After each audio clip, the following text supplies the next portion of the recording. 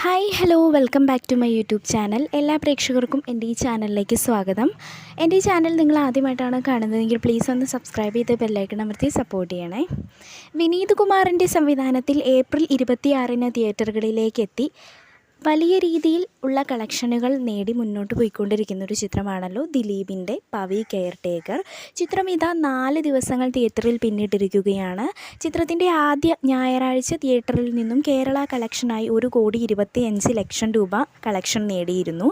3,40,00,000 രൂപയായിരുന്നു ഞായറാഴ്ച ദിവസം വന്നപ്പോൾ ദിലീപിൻ്റെ പവി കെയർ ടേക്കറിന് ലഭിച്ച വേൾഡ് വൈഡ് കളക്ഷൻ.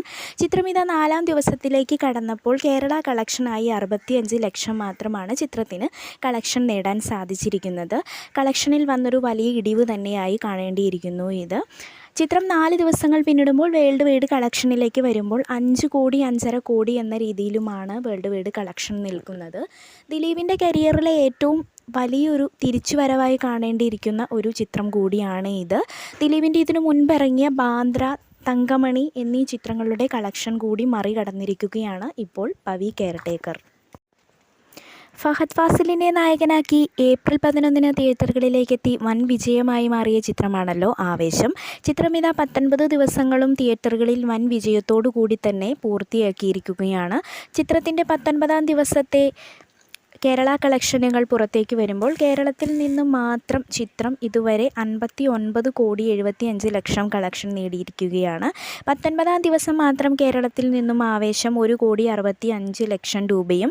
ഇനി വേൾഡ് വൈഡ് കണക്കുകളിലേക്ക് വരുമ്പോൾ ഇതുവരെ 19 ദിവസങ്ങൾ കൊണ്ട് 123 കോടിയും ചിത്രം നേടിക്കഴിഞ്ഞിരിക്കുകയാണ്. ആവേശം എന്തുകൊണ്ടും വളരെ മികച്ച കളക്ഷൻ നേടി തന്നെ മുന്നോട്ട് പോയിക്കൊണ്ടിരിക്കുകയാണ്. ഫൈനൽ കളക്ഷൻ റിപ്പോർട്ടുകളിലേക്ക് വരുമ്പോൾ ചിത്രം 130 കോടി വരെ എത്താനാണ് കൂടുതൽ സാധ്യത കാണുന്നത്. പ്രണവ് മോഹൻലാൽ, ധ്യാൻ ശ്രീനിവാസൻ, നിവിൻ പോളി, കല്യാണി പ്രിയദർശൻ എന്നിവരെ കേന്ദ്ര കഥാപാത്രങ്ങളാക്കി വിഷു റിലീസായി തിയേറ്ററുകളിലേക്കെത്തി വൻ വിജയമായി മാറിയ ചിത്രമാണല്ലോ വർഷങ്ങൾക്ക് ശേഷം.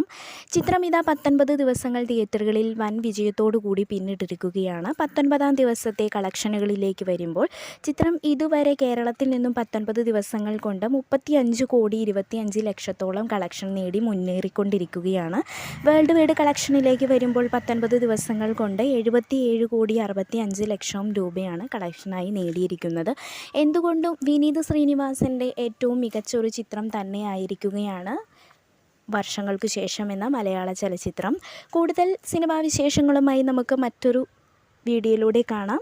എല്ലാവർക്കും താങ്ക്സ് ഫോർ വാച്ചിങ്.